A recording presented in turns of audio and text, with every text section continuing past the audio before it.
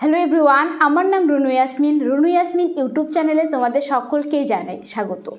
আমরা PSC classic এবং miscellaneous পরীক্ষাকে ভিত্তি করে কিছু ইম্পর্টেন্ট প্রশ্ন নিয়ে আলোচনা করেছিলাম, যেখানে 11টি ক্লাস হয়েছে। আজকে 12 নম্বর ক্লাস, যেখানে কিছু গুরুত্বপূর্ণ প্রশ্ন এবং তার সাথে যুক্ত ফ্যাক্টস নিয়ে আলোচনা করব। এর আগে অনেক ক্লাস হয়ে গেছে, যেমন WBCS 10 বছরের প্রশ্নপত্র আলোচনা করেছি, ঠিক তেমনই পিএসসি ক্লাসিক পরীক্ষার কিন্তু সব প্রিভিয়াস ইয়ার প্রশ্ন 2007 থেকে 2019 সাল পর্যন্ত আলোচনা করা হয়েছে, যার লিঙ্ক কিন্তু ডেসক্রিপশনে দেওয়া রয়েছে, চাইলে দেখে নিতে পারো। যেখানে শুধুমাত্র প্রশ্নই আলোচনা করা হয়নি, তার সাথে যুক্ত আর কি প্রশ্ন গুরুত্বপূর্ণ যেগুলো অন্যান্য পরীক্ষায় এসেছে, সেই ইম্পর্টেন্স পয়েন্টগুলো সম্পর্কে কিন্তু আলোচনা করা হয়েছে। তো আজকে 12 নম্বর ক্লাসে দেখি কিছু প্রশ্ন যেগুলো খুব গুরুত্বপূর্ণ। প্রথম প্রশ্নেই বলা হয়েছে আমাদের, গান্ধীজি অসহযোগ আন্দোলন প্রত্যাহারকে জাতীয় বিপর্যয় বলে আখ্যা কে দিয়েছিলেন?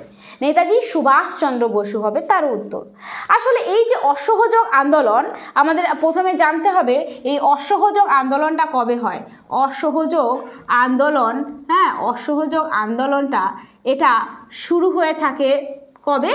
সেটা হচ্ছে 1 তারিখের এপ্রিল মাসের 1920 সালে। তো চলছিল ভালোই, কিন্তু পরবর্তীকালে কি হয়, 4 তারিখের ফেব্রুয়ারি মাসে 1922 সালে কি হয়, একটা মামলা হয়ে যায়, যেটার নাম হচ্ছে গোরক্ষপুর, উত্তরপ্রদেশের গোরক্ষপুর কোন নদীর তীরে অবস্থান করেছে? রাপ্তি নদীর তীরে অবস্থান করেছে। রিসেন্ট পরীক্ষায় এসেছিল তাই বললাম। যাই হোক, যে উত্তরপ্রদেশের যে গোরক্ষপুর, সেই গোরক্ষপুর জেলার যে থানার 22 জন পুলিশকে কি করা হয়, পুড়িয়ে দেওয়া হয়। আর এটা হচ্ছে অহিংসা একটা উপায়। সেই জন্য গান্ধীজি কিন্তু কি করেছিলেন, 12 তারিখের ফেব্রুয়ারি মাসে 1922 সালে এই যে অসহযোগ আন্দোলন, এই অসহযোগ আন্দোলনটাকে ব্যান করে দিয়েছিলেন। আর এই যে এত সুন্দর আন্দোলনটা চলছিল, হঠাৎ করেই গান্ধীজি ব্যান করে দিলেন। এই জন্য নেতাজি সুভাষচন্দ্র বসু সহ আরও যে গরম দলের নেতারা, তারা কিন্তু বিরোধী হয়ে ওঠেন। তো নেতাজি সুভাষ এই সময়ে বলেছিল, এই ঘটনাটিকে জাতীয় বিপর্যয় বলে এটা বলেছিলেন। ঠিক আছে, তাহলে এক্ষেত্রে গান্ধীজি আসলে কি করতেন না, তিনি কোনো ধরনের ভায়োলেন্সের পথে কিন্তু যেতেন না। আচ্ছা, গান্ধীজির যে এই অহিংসা বা এই যে তার রাজনীতি গুরু, এটা কে সেটা আমাদের জানতে হবে। গান্ধীজির রাজনৈতিক গুরু গান্ধীজির রাজনৈতিক যে গুরু ছিলেন, তার নাম হচ্ছে গোপাল কৃষ্ণ গোখলে। ঠিক আছে, গোপাল কৃষ্ণ গোখলে। এর আরও গোপাল কৃষ্ণ গোখলেরই আবার গুরু ছিলেন হচ্ছে মহাদেব গোবিন্দ রানাডে। তো যাই হোক, গোপাল কৃষ্ণ গোখলেরই ছিল শিষ্য হচ্ছে গান্ধীজি। তাছাড়া গান্ধীজি রাস্কিন বন্ডের কাছ থেকে তিনি হচ্ছে ভুখ হরতাল এই ধারণাটি কিন্তু নিয়েছিলেন। ভীষণ গুরুত্বপূর্ণ।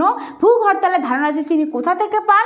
Ruskin bond. তাছাড়া তিনি যে এই যে আন্দোলনগুলো করেন, তো এই আন্দোলনের অনুপ্রেরণা তিনি পান হচ্ছে লিও টলস্টয়ের একটা বই আছে, ওটার নাম ওয়ার অ্যান্ড পিস, মানে কখন যুদ্ধ করতে হবে, কখন একটু থামতে হবে। ওই জন্য এই গ্রন্থে বলা হয়েছে এই সম্পর্কে। এই জন্য গান্ধীজির সময় সাধারণত লক্ষ্য করা যায়, হঠাৎ করে যুদ্ধ, তারপরে কিছুদিনের বিরতি, আবার গ্রাফটা উঠে গেল যুদ্ধের, আবার বিরতি। তো এই যে একটা কনসেপ্ট ওয়ার এবং পিস বইয়ে লেখা রয়েছে লিও টলস্টয়, আর এই নীতিটাকেই তিনি কিন্তু অ্যাপ্লাই করেছিলেন। অর্থাৎ তিনি যে আন্দোলন করার প্রেরণা কোথা থেকে পেয়েছিলেন? লিও টলস্টয় থেকে তিনি আন্দোলনের প্রেরণা পান। ভীষণ গুরুত্বপূর্ণ। তাহলে ওয়ার এবং পিস বইটা কার লেখা? লিও টলস্টয়ের লেখা। তাহলে এগুলো আমরা যেমন জানলাম, এবার জানতে হবে এই যে গান্ধীজি পরবর্তীকালে কি করলেন, অসহযোগ আন্দোলনটাকে কিন্তু ব্যান করে দিলেন। এর ফলে কি হয়, সব মানুষেরা তার প্রতি বিরোধী হয়ে যায় এবং সে সুযোগে তাকে কিন্তু গ্রেফতার করে নেওয়া হয়। তো তাকে গ্রেফতার করা হয় 1922 থেকে, বলা হয়েছিল 6 বছর কিন্তু এক্ষেত্রে তাকে কারাবাস দেওয়া হবে। কিন্তু অসুস্থতার ভান করে গান্ধীজি 2 বছর পরেই কিন্তু জেল থেকে তিনি ছুটকারা পেয়ে যান। কবে জেল থেকে ছুটকারা পান? 1924 সালে। আর ছুটকারা পাওয়ার সঙ্গে সঙ্গে তিনি কি করলেন? কংগ্রেসের অধিবেশনের মানে অধ্যক্ষ হন। ঠিক আছে, তবে সেটা কোন কংগ্রেস? বেলগাঁও, এটা কোথায় রয়েছে? কর্ণাটক। হ্যাঁ, কর্ণাটক।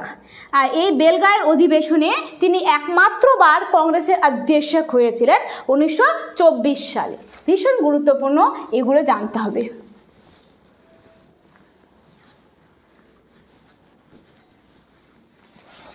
এবার পরের প্রশ্নে যাব। পরের প্রশ্নে বলা হয়েছে আমাদের সংবিধানে আমাদের দেশের কি কি নাম দেওয়া রয়েছে। আমাদের সংবিধানে আমাদের দেশের 2টা নাম রয়েছে, ইন্ডিয়া দ্যাট ইজ ভারত, তাই তো? তাহলে এই কথাটা আমরা কোথা থেকে পেতে পারি? আমাদের যে ভাগ নাম্বার রয়েছে 1, ভাগ নাম্বার 1-এর মধ্যে কি লেখা রয়েছে? স্টেট এবং ইউনিয়ন টেরিটরিসের চর্চা কিন্তু রয়েছে, তাই তো? আমরা সব জানি যে আমাদের কতগুলো পার্টে কি কি লেখা রয়েছে, এর প্রিভিয়াস লেকচারে আমরা দেখেছিলাম, সুতরাং এখানে আর আমি বলবো না। তাহলে এই ভাগ নাম্বার 1-এর মধ্যেই যে আর্টিকেলসগুলো রয়েছে সেগুলো আমরা জানবো। ভাগ নাম্বার 1-এর মধ্যে আর্টিকেলস আসে 1 থেকে 4 পর্যন্ত। এবার এই 1 নাম্বার আর্টিকেল নাম্বার 1-এ কি লেখা রয়েছে সেটা আমাদের জানতে হবে। এই 1 নাম্বার আর্টিকেলসটাতেই বলা হয়েছে যে India that is Bharat shall be a union of state। ভীষণ গুরুত্বপূর্ণ এই লাইনটি লেখা রয়েছে আর্টিকেল নাম্বার 1-এ যে India that is Bharat shall be a union of state. তাহলে আমাদের ভারতের কয়টি নাম দেওয়া রয়েছে? ইন্ডিয়া আর ভারত। ঠিক আছে, হিন্দুস্তান বা অন্য কোনো নাম কিন্তু এখানে নেই। তো আমাদের সংবিধানে শুধুমাত্র 2টি রয়েছে, ইন্ডিয়া আর ভারত। তাহলে আমাদের ভারতটা কেমন ধরনের রাজ্য? Union of state. তাহলে 2টি প্রশ্নের উত্তর আমরা এখানেই পেয়ে যাই, ইউনিয়ন অফ স্টেট। তাহলে আসলে আমাদের যে স্টেটগুলো হয় না, তাহলে অপশনে থাকলে এটা হচ্ছে কি ইউনিয়ন অফ স্টেট, তো আমাদের ইন্ডিয়াটা আছে, কিন্তু তাছাড়াও আরও অনেক ধরনের থাকে অন্যান্য দেশগুলোতে, যেমন ফেডারাল সিস্টেম কোথায় রয়েছে? ইউএসের মধ্যে রয়েছে, যেখানে সেন্ট্রাল এবং স্টেটের সমান সমান কি থাকে? পাওয়ার থাকে। স্টেট চাইলে সে দেশ থেকে বের হয়ে অন্য কোনো দেশ তৈরি করতে পারবে। এটা হচ্ছে ফেডারাল সিস্টেমের মধ্যে। ফেডারাল সিস্টেম অফ গভর্নমেন্ট কোথায় লক্ষ্য করতে পারি? আমরা ইউএসের মধ্যে লক্ষ্য করতে পারি।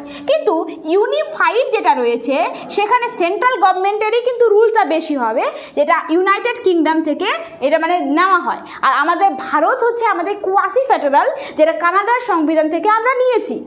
কিন্তু যদি বলা হয় ভারতের কি ধরনের রাজ্যটা দেখা যায় অপশনের মধ্যে ইউনিয়ন অফ স্টেট থেকে, তাহলে এটা করতে হবে Bharat India that is Bharat shall be a union of state. এবার আর্টিকেল নাম্বার 2-এর মধ্যে কি লেখা রয়েছে? আর্টিকেল নাম্বার 2-এর বলা হয়েছে যে আমাদের তো ভারত রয়েছেই। হ্যাঁ, আমি জাস্ট এটা আঁকলাম, আমাদের তো ভারত রয়েছে, কিন্তু ভারতের বাইরেও যদি কোনো দেশ, যেমন সিকিম, আগে তো আমাদের দেশে যুক্ত ছিল না, সিকিম কি আমাদের দেশে ছিল না, তো সেটা 1975 সালে ভারতে যুক্ত হয়েছিল। তো ওটাই বলেছে যে আমাদের আর্টিকেল নাম্বার 2-এর মাধ্যমে ভারতের বাইরের যে দেশগুলো বা ভারতের বাইরের কোনো অংশ, সেটাকে চাইলে খুব তাড়াতাড়ি ভারত গ্রহণ করতে পারবে, তাই তো? তো এটা আর্টিকেল নাম্বার 2-এ বলেছে যে বাইরের মানে দেশের বাইরের যে দেশ বা অংশগুলোকে যুক্ত করার প্রভিশন রয়েছে আর্টিকেল নাম্বার 2-এর মধ্যে। এবার আর্টিকেল নাম্বার 3-এ কি বলা হয়েছে যে আমাদের তো এখন যুক্ত হয়ে গেল, এখন যুক্ত হওয়ার মধ্যে এই স্টেটগুলোকে আমরা ভাগ করতেই পারি, তাদের নাম চেঞ্জ করতে পারি, তাদের বাউন্ডারিগুলো চেঞ্জ করতে পারি। It's not a big deal, তাই না?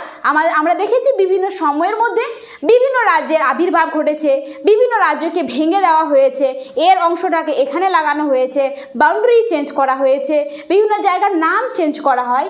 এটা সব কিসের মাধ্যমে হয়? আর্টিকেল নাম্বার 3-এর মাধ্যমে। এখানে বলা হয়েছে যে স্টেটের যে বাউন্ডারি, মানে দেশের ভেতরেও কিন্তু, হ্যাঁ দেশের ভেতরেই বলছি, বাইরের কথা বলিনি। তুমি না হলে বাইরের দেশগুলোকে কি আমরা নিতে পারবো? এভাবে পারবো না। আর্টিকেল 3-এ বলা হয়েছে যে স্টেটের যে নাম, স্টেটের নেম, বাউন্ডারি, এগুলো কিন্তু চেঞ্জ করতে পারবো আমরা খুব ইজিলি আর্টিকেল নাম্বার 3-এর মাধ্যমে। তবে এক্ষেত্রে কিন্তু কোনো ধরনের আমাদের কি করতে হবে না, বহুমত লাগবে না, জাস্ট সিম্পল মেজরিটিতে কিন্তু এটা করা হবে। সিম্পল মেজরিটি মানে 50% যদি সহমত হয় তাহলেই কিন্তু এটার নামটা চেঞ্জ করা যাবে বা বাউন্ডারিগুলোকে আমরা চেঞ্জ করতে পারবো। এক্ষেত্রে প্রেসিডেন্টকে বাধ্য হতে হবে সিগনেচার করার জন্য, ঠিক আছে। তো যাই হোক, এটা হচ্ছে সিম্পল মেজরিটির মধ্যে আসে। তো আর্টিকেল নাম্বার 4-এ কি বলা হয়েছে, যখন আর্টিকেল নাম্বার 2 এবং আর্টিকেল নাম্বার 3 কাজ করবে বা ফোর্সে থাকবে, তখন প্রেসিডেন্ট কিন্তু সাইন করতে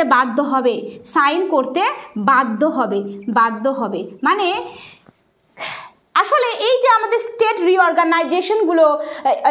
রিঅর্গানাইজেশন অ্যাক্ট রয়েছে, যার মাধ্যমে বিভিন্ন স্টেটগুলোর ফরমেশন বা বিভিন্ন স্টেটগুলোর যে বর্ডারগুলো আমরা চেঞ্জ করতে থাকি, তো স্টেট রিঅর্গানাইজেশন অ্যাক্ট এটা কিন্তু আমাদের যে কনস্টিটিউশনাল যে অ্যামেন্ডমেন্ট বা সংবিধান সংশোধনের আর্টিকেল নাম্বার 368-এর আন্ডারে কিন্তু পড়ে না। তাহলে কি বললাম, স্টেট রিঅর্গানাইজেশন এগুলো কিন্তু আমাদের 368-এর মধ্যে পড়ে না। এই জন্য এক্ষেত্রে আমরা কি করে থাকি, সিম্পল মেজরিটিতে আমরা খালি বিলটাকে পাস করে দিতে পারি এবং প্রেসিডেন্টকে বাধ্য হতে হয় সিগনেচার করার জন্য, কারণ প্রেসিডেন্ট থেকে আগেই হচ্ছে অ্যাসেন্ট নিয়ে নেওয়া হয়। তো এটাই বলা হয়েছে আর্টিকেল নাম্বার 4-এর মধ্যে। তাহলে আমাদের ভাগ নাম্বার 1টা আজকে হয়ে গেল, যেখানে আমরা স্টেট এবং ইউনিয়ন টেরিটরিসের চর্চা রয়েছে। 1 নাম্বারটাতে কি রয়েছে, 2 নাম্বারটাতে 4 নাম্বারটা পর্যন্ত আমরা কিন্তু পড়েছি, ঠিক আছে। তাহলে ভারতের নাম কি কি রয়েছে কনস্টিটিউশনের মধ্যে, 2টি রয়েছে, ইন্ডিয়া দ্যাট ইজ ভারত, তার মানে ইন্ডিয়া এবং ভারত এই দুটাই নাম কিন্তু সংবিধানে রয়েছে। এবার পরের প্রশ্নে কি বলা হয়েছে দেখে নেব, আর্থিক জরুরি অবস্থা ঘোষণা করার কতদিনের মধ্যে সংসদের অনুমতি নিতে হবে? উত্তরটি কি হয়ে যাবে, আর্থিক অনুমোদন বলেছে, তাহলে এটা কতদিন হবে, 60 দিন বা 2 মাসের মধ্যে, তাই তো 60 দিন হয়ে যাবে তার উত্তর। এই যে আমাদের এমার্জেন্সি বা জরুরি ব্যবস্থা রয়েছে সেটা সম্পর্কে আমরা জেনে নিই। এই যে আমাদের এমার্জেন্সি বা জরুরি ব্যবস্থা, এটা আমাদের জানতে হবে 3 ধরনের হয়ে থাকে, একটা ন্যাশনাল এমার্জেন্সি, একটা স্টেট এমার্জেন্সি, আর আরেকটা হচ্ছে আমাদের ফাইন্যান্স এমার্জেন্সি। তো স্টেট এমার্জেন্সি তো অনেকবার লেগেছে, ন্যাশনাল এমার্জেন্সি আমাদের 3 বার লেগেছে। 3 বার কবে 1962 যখন চায়নার সাথে যুদ্ধ হয়, 1971 যখন বাংলাদেশ স্বাধীন হয় মানে বাংলাদেশের যুদ্ধটা হয়, আর 1975 ইন্দিরা গান্ধী অশান্তির জন্য কিন্তু একবার ন্যাশনাল এমার্জেন্সি লাগিয়েছিলেন। ভীষণ গুরুত্বপূর্ণ এই 3টা ডেট। আর কিসের জন্য লেগেছিল সেগুলো গুরুত্বপূর্ণ কারণগুলো আমি বলে দিলাম। এবার স্টেট এমার্জেন্সি অনেকবার বিভিন্ন স্টেটের মধ্যে এমার্জেন্সি লেগেছে। তো বলে যে সবার প্রথম কোন স্টেটে এমার্জেন্সি লাগানো হয়েছিল, সেটা কিন্তু পাঞ্জাব। আর এই পাঞ্জাবের আগে তখন কি নাম ছিল, পেপসু। পেপসু। তো এখানে সব থেকে বেশি স্টেট এমার্জেন্সি লাগানো হয়। এবার ফাইন্যান্স এমার্জেন্সি, এটা হচ্ছে আর্থিক জরুরি, যেটা এখানে বলা হয়েছে আর্থিক জরুরি ফাইন্যান্স এমার্জেন্সি, এটা কিন্তু ভারতে একবারও লাগেনি, ঠিক আছে। তাহলে এইগুলো সম্পর্কে আমরা এখন জানবো। এই যে জাতীয় জরুরি বা ন্যাশনাল এমার্জেন্সি এটা কত নাম্বার আর্টিকেলসে রয়েছে, আর্টিকেল নাম্বার 352 মধ্যে রয়েছে। আবার স্টেট এমার্জেন্সি এটা কত নাম্বার আর্টিকেল, আর্টিকেল নাম্বার 356 মধ্যে। আর ফাইন্যান্স এমার্জেন্সি এটা কত নাম্বার আর্টিকেলস, আর্টিকেল নাম্বার 360। এবার এই যে আমি বললাম ন্যাশনাল এবং স্টেট, এই দুটা এমার্জেন্সির যে ফলে এই দুটা এমার্জেন্সি যদি লাগু হয়, তাহলে যে আমাদের আর্টিকেল নাম্বার 19, যেটাকে আমরা কি বলে থাকি, আমাদের ব্যাকবোন অফ দ্য কনস্টিটিউশন বলে থাকি, সেটা কিন্তু লোপ পেয়ে যায়। অর্থাৎ আমাদের যে বলনে কা আজাদি, চুপ রেহনে কা আজাদি, এই যে জিনিসগুলো আমাদের স্বাধীনতাগুলো দেওয়া হয়, সেই স্বাধীনতাগুলো কিন্তু ছিনিয়ে নেওয়া হয়। সেটা কখন হয়, যদি ন্যাশনাল এমার্জেন্সি আর স্টেট এমার্জেন্সি লাগু হয়। তাহলে এই দুটার ফলে যে আমাদের স্বাধীনতাগুলো ছিনিয়ে নেওয়া হয়, আমাদের মৌলিক অধিকারগুলো খর্ব করা হয়, এই কথাটি কোন সংবিধান থেকে আমরা নিয়েছি সেটা গুরুত্বপূর্ণ, সেটা হচ্ছে জার্মানি।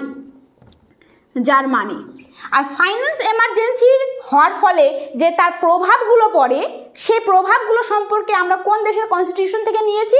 আমেরিকা, ইউএসের কনস্টিটিউশন থেকে নিয়েছি। ভীষণ গুরুত্বপূর্ণ। আসলে এই যে এমার্জেন্সি, এই এমার্জেন্সির প্রভিশনটা কিন্তু আমাদের ভারত শাসন অ্যাক্ট 1935-এর অ্যাক্ট থেকেই নেওয়া হয় এমার্জেন্সিটা।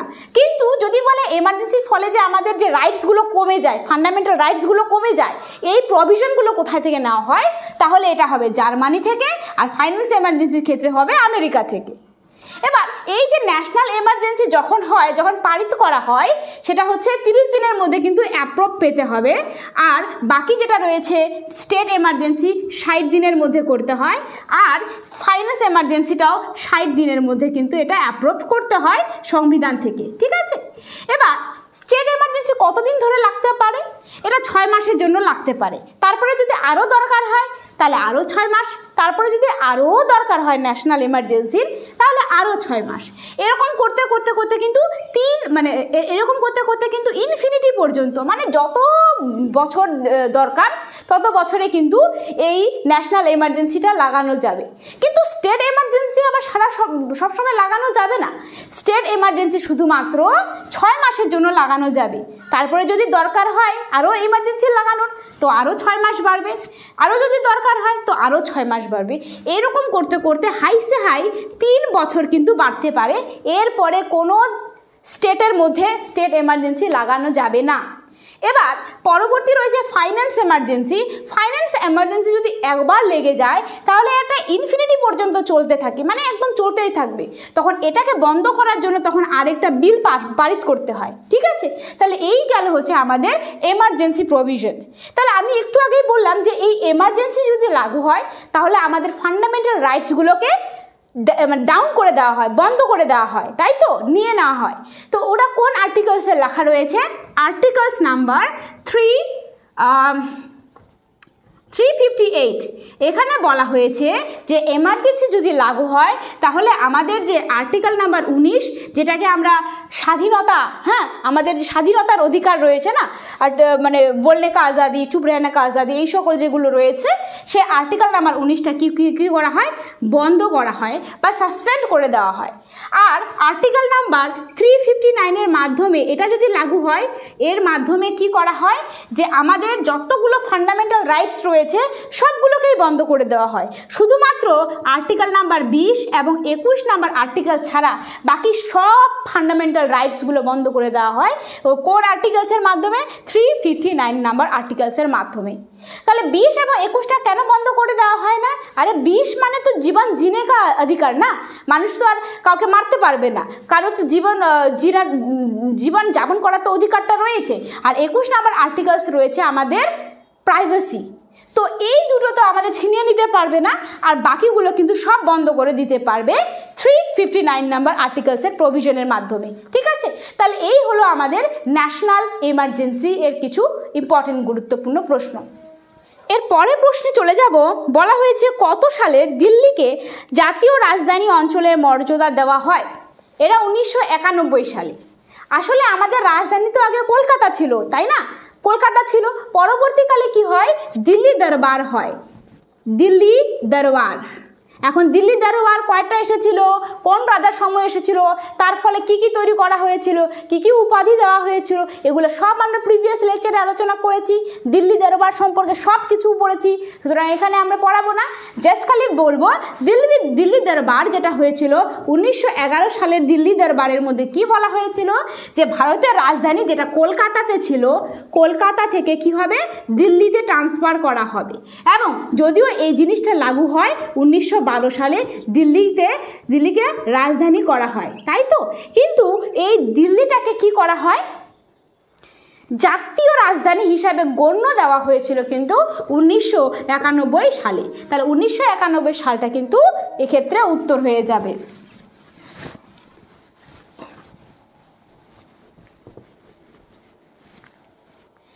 আচ্ছা, এবার পরের প্রশ্নে আমরা চলে যাব। বলেছে ভারতীয় অর্থনীতির উদারীকরণের পথপ্রদর্শক কাকে বলা হয়? ডক্টর মনমোহন সিং।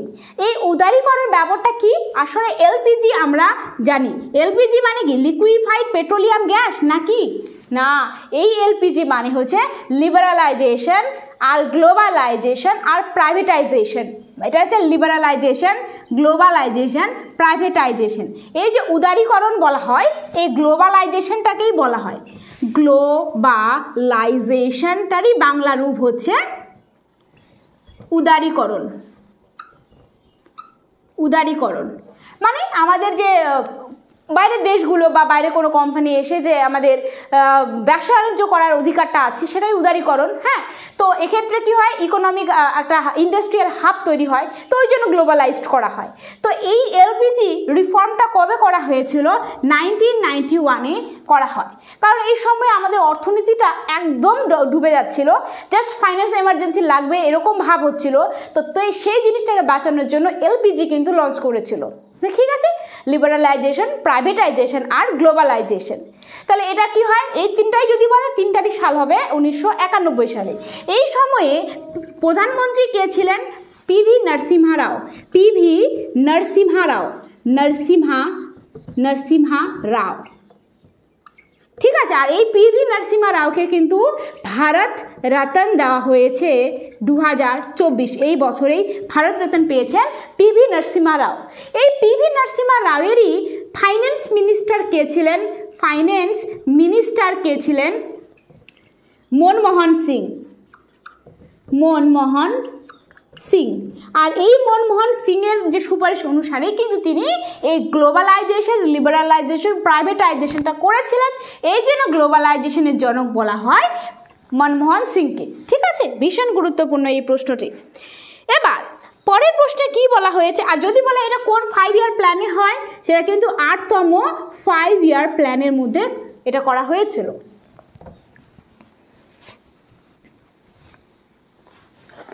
পরের প্রশ্ন, এন নন্দিনী এবং এম ললিতার সাথে কোন বাদ্যযন্ত্র মানে সম্পর্কযুক্ত, তাই তো? তো এটা হয়ে যাবে আমাদের কি, নন্দিনী এবং ললিতা, বান্ধবী ললিতা এখন কি পুরা ভায়োলিন হয়ে গেছে না, তার মানে তারা হচ্ছে ভায়োলিনের সঙ্গে যুক্ত। এইভাবে আমরা জাস্ট মনে রাখার জন্য বললাম। তো সেটা হচ্ছে কি, এটা হচ্ছে ভায়োলিনের সাথে যুক্ত। ভায়োলিনটাকে বাংলায় বলা হয়ে থাকে বেহালা। হ্যাঁ, বেহালা, বেহালা বা ভায়োলিন। এই ভায়োলিনের সঙ্গে কিন্তু যুক্ত রয়েছেন এম ললিতান এবং এস নন্দিনী। এই ভায়োলিনে কয়টা তার থাকে? একবার পরীক্ষায় এসেছিল 4টি কিন্তু এক্ষেত্রে তার থাকে। এই ভায়োলিনের সাথে যুক্ত কিছু গুরুত্বপূর্ণ যে নাম সেটা আমাদের জানতে হবে। যেমন এন রাজন, কিসের সাথে যুক্ত? ভায়োলিনের সঙ্গে যুক্ত। এস রাজন, এটাও ভায়োলিনের সঙ্গে। বাগেশ্বরী কমলেশ, বাগেশ্বরী কমলেশ, বাগেশ্বরী কমলেশ, এটা একমাত্র মহিলা যিনি তিনি ভায়োলিনের সাথে কিন্তু যুক্ত রয়েছে।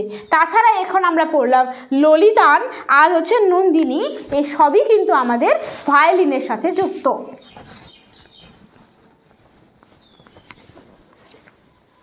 এবার পরের প্রশ্নে এই অপশনের মধ্যে একটা দেওয়া রয়েছে যে সানাই কে বাজাতো। সানাইটা ভীষণ গুরুত্বপূর্ণ। এই সাহানাই বাজাতেন কে কে? সাহানাই বাজাতেন হচ্ছে বিসমিল্লাহ খান। বিসমিল্লাহ খান তিনি কি করতেন? সানাই বাদক ছিলেন, বিখ্যাত সানাই বাদক। তো তিনি কি করেছিলেন? 1947 সালে বিসমিল্লাহ খান কি করেছিলেন? 15ই আগস্টে স্বাধীনতা দিবস যেদিন হয় সেদিন কি করা হয়? লাল কিল্লাতে তিনি সবার প্রথমে কিন্তু সাহানাই বাজিয়েছিলেন বিসমিল্লাহ খান। এই বিসমিল্লাহ খান 2001 সালে ভারত রত্ন কিন্তু তিনি পান। ভারত রত্ন তিনি পেয়ে থাকেন সাহানাই বাদকের জন্য। তাছাড়া সাহানাই বাদকের সঙ্গে হুসেন শাহ যুক্ত। হ্যাঁ, হুসেন শাহ কিন্তু এই সাহানাই বাদকের সাথে যুক্ত। এবার পরের অপশনের মধ্যে লেখা রয়েছে আমাদের সরোদ বাদক। এই সরোদটাও গুরুত্বপূর্ণ। এই সরোদের সাথে যুক্ত হচ্ছে আয়ান আলী খান, আয়ান আলী খান, আয়ান আলী খান, আমান আলী খান, আমান আলী খান, আলী খান, আমজাদ আলী খান, আমজাদ আলী খান। এগুলো কিন্তু সব শরৎবাদকের সঙ্গে যুক্ত। আসলে আমজাদ আলী খানেরই ছেলের নাম ছিল আয়ান আলী খান আর আমান আলী খান, এই তিনজনই কিন্তু শরৎবাদকের সাথে যুক্ত। এই নামগুলো অনেকবার পরীক্ষায় আসা নাম। এবার পরের প্রশ্নে চলে যাব। 2003 সালে পদ্মবিভূষণ যে পেয়েছিলেন বালকৃষ্ণ বিঠল দাস দোষী, তিনি হচ্ছে কিসের সাথে যুক্ত? বা আমরা বলি বালকৃষ্ণ দোষী, তাই তো? তিনি 2023 সালে পদ্মবিভূষণ পেয়েছিলেন। তিনি আর্কিটেকচারের সঙ্গে যুক্ত। আসলে আমাদের আর্কিটেকচারের জন্য একটা পুরস্কার দেওয়া হয়, সেটাকে বলা হয়ে থাকে পিটজার প্রাইজ। কি বললাম? সেটাকে বলা হয় পিটজার অ্যাওয়ার্ড। এটা কিসের জন্য দেওয়া হয়? আর্কিটেকচারের জন্য দেওয়া হয়। আর্কিটেকচারের জন্য বা স্থাপত্য শিল্পের জন্য কিন্তু এটা দেওয়া হয়। স্থাপত্য শিল্পের জন্য দেওয়া হয়। তো এই পিটজার অ্যাওয়ার্ডটা কবে দেওয়া শুরু হয়? পিটজার অ্যাওয়ার্ডটা 1979-এ সবার প্রথমে এই পিটজার অ্যাওয়ার্ডটা দেওয়া শুরু হয়। তাহলে এই পিটজার অ্যাওয়ার্ডটা যেটা সবসময় বিদেশিরাই পেয়ে থাকেন, শুধুমাত্র একজন ভারতীয় রয়েছেন যিনি এই পিটজার অ্যাওয়ার্ড পেয়েছেন, তার নাম বালকৃষ্ণ দোষী। মানে আসল নামটা বালকৃষ্ণ, যেটা হচ্ছে বিঠল দাস দোষী বা বালকৃষ্ণ দোষী নামে যিনি পরিচিত। 2008 সালে তিনি কিন্তু এই পিটজার অ্যাওয়ার্ডটা পেয়েছিলেন। আর এই বালকৃষ্ণ দোষী 2023 সালে কি পেয়েছিলেন? ভারত রত্ন। ঠিক আছে, তাহলে এটাই হচ্ছে শুধু পদ্মবিভূষণ। তো তিনি একমাত্র ভারতীয় যিনি পিটজার অ্যাওয়ার্ড পেয়েছেন, অর্থাৎ আর্কিটেকচার বা স্থাপত্য কলার জন্য অ্যাওয়ার্ডটা পেয়েছেন। তিনি হচ্ছে বালকৃষ্ণ দোষী। পদ্মবিভূষণ পেয়েছেন 2023 সালে তিনি। ঠিক আছে, পদ্মবিভূষণ আমাদের আমাদের দ্বিতীয়তম হাইয়েস্ট সিভিলিয়ান অ্যাওয়ার্ড। সবার প্রথম ভারত রত্ন, তারপরে পদ্মবিভূষণ, তারপরে পদ্মভূষণ, তারপরে পদ্মশ্রী। তো এবার 2024 সালে কে ভারত রত্ন পেয়েছে সেটা আমাদের এখনই করে নেব আমরা, যে 2024 সালে কোন কোন মানুষ রয়েছেন যিনি ভারত রত্ন পেয়েছেন। তাহলে আমাদের যে ভারত রত্ন দেওয়া হয়, সেই ভারত রত্ন 2024 সালে কয়জন পেয়েছেন? 5 জন পেয়েছেন। হ্যাঁ, তাহলে এই ভারত রত্নের পরেই কি থাকে? আমাদের পদ্মবিভূষণ। হ্যাঁ, পদ্মবিভূষণ। এই পদ্মবিভূষণ 2024 সালেও কিন্তু 5 জনই পেয়েছেন। আবার পদ্মভূষণ এটাও 2024 সালে কয়জন পেয়েছেন? 17 জন। আর পদ্মশ্রী এটা 2024 সালে কতজন পেয়েছেন? 110 জন। তো ভারত রত্ন বাদ দিয়ে বাকিগুলোকে যদি আমি কাউন্ট করি, মানে পদ্ম অ্যাওয়ার্ড যেটাকে আমরা বলি, পদ্ম অ্যাওয়ার্ড এখন যদি বলে কতগুলো রয়েছে পদ্ম অ্যাওয়ার্ডিজ 2024-এ, তাহলে কিন্তু 132 জন রয়েছে। তার মধ্যে 8 জন কি রয়েছেন? ফরেনার বা NRI, non residents of India, এটা হচ্ছে 8 জন। আর যেটা 30 জন রয়েছেন ফিমেল, মহিলা, যাদের কি করা হয়? পদ্ম অ্যাওয়ার্ড দেওয়া হয়েছে। এই 9 জন কি ছিলেন? এই পোস্ট হিউমারাস বা মৃত মানুষদের দেওয়া হয়েছে। এই 9 জন মৃত মানুষ যাদের পদ্ম অ্যাওয়ার্ডটা দেওয়া রয়েছে। তাহলে এই যে সংখ্যাগুলো ভীষণ গুরুত্বপূর্ণ। যাই হোক, আমরা এখন জানবো এই ভারত রত্ন সব মানে যে 5টা 2024 সালে পেয়েছে, তো সেই 5 জন কে যাদের ভারত রত্ন দেওয়া হয়। ভারত রত্ন কিন্তু সব থেকে ম্যাক্সিমাম 3 জনকেই দেওয়া হয়। এই বছর প্রথম যে 5 জনকে দেওয়া হয়েছে ভারত রত্ন। ভারত রত্ন কি আসলে কোনো টাকা অ্যামাউন্ট না, এটা আসলে একটা মেডেল, যেটা কি দিয়ে তৈরি হয়? কোন ধাতু দিয়ে তৈরি হয়? তামার একটা মেডেল কিন্তু। ঠিক আছে, তামার মেডেল, যেটা একটা পাম যে লিফ থাকে না, পাম লিফগুলো, পাতাগুলো, সেই পাতার মতন দেখতে এখানে একটা মেডেলটা দেওয়া হয়। তো সেটাই হচ্ছে আমাদের ভারত রত্ন। পরীক্ষা এসেছিল যে এই ভারত রত্নের যে মেডেলটা পরা হয় সেটা কোন কালারের সুতা দিয়ে বা কোন কালারের কি বলে ওটাকে, সুতা দিয়ে পরা হয়। তো এটা হচ্ছে সাদা রঙের। হ্যাঁ, সাদা রঙের সুতা দিয়ে কিন্তু এই মেডেলটাকে ঝুলানো হয়। ঠিক আছে, তো এই যে ভারত রত্ন 2024-এ 5 জন পেল, সেই 5 জনের নাম কি তা সেটা জানতে হবে। একটা রয়েছে পিভি নরসিমহা রাও, পিভি নরসিমহা রাও। তিনি তো আমরা জানি এলপিজি রিফর্মের সাথে যুক্ত, একটু আগেই আমরা পড়লাম। তিনি আমাদের কি ছিলেন, এক্স বা ফর্মার বলতে হয় আসলে, ফর্মার পিএম ছিলেন হচ্ছে আমাদের ভারতের পিভি নরসিমহা রাও। ঠিক আছে, এবার বাকি যেটা রয়েছে এটা হচ্ছে 1 নাম্বার, বাকি 2 নাম্বার হচ্ছে আমাদের এমএস স্বামীনাথন। আমরা জানি এমএস স্বামীনাথন কিসের সঙ্গে যুক্ত, সবুজ বিপ্লবের সাথে যুক্ত, সবুজ বিপ্লবের সাথে যুক্ত বা গ্রিন রিভলিউশন, যেটা 1960-এর দশকে হয়, যার জন্য গম এবং ধানের চাষটা পাঞ্জাব এবং হরিয়ানা রাজ্যে প্রচুর ব্যাপকভাবে হয়। তো সেই গ্রিন রিভলিউশনের জনক হচ্ছে ভারতের মধ্যে স্বামীনাথন। তো তাকে দেওয়া হয়েছে এবার ভারত রত্ন অ্যাওয়ার্ড 2024। তাছাড়া যেটা রয়ে থাকে আমাদের 3 নাম্বারটা চৌধুরী চরণ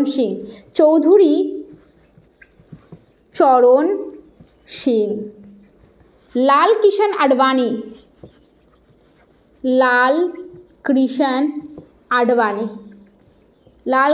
আডবাণী। আরেকজন রয়েছেন 5 নাম্বার কর্পূরী ঠাকুর। তিনি কিন্তু কি ছিলেন, বিহারের এক্স পিএম বা ফর্মার সিএম ছিলেন। হ্যাঁ, বিহারের ফর্মার সিএম কিন্তু তিনি ছিলেন। আর এই কর্পূরী ঠাকুরকে জননায়ক বলা হয়, জননায়ক উপাধি দেওয়া হয়। তাহলে এই 5 জন ছিলেন অ্যাওয়ার্ডিস যারা ভারত রত্ন পেয়েছেন 2024 সালে।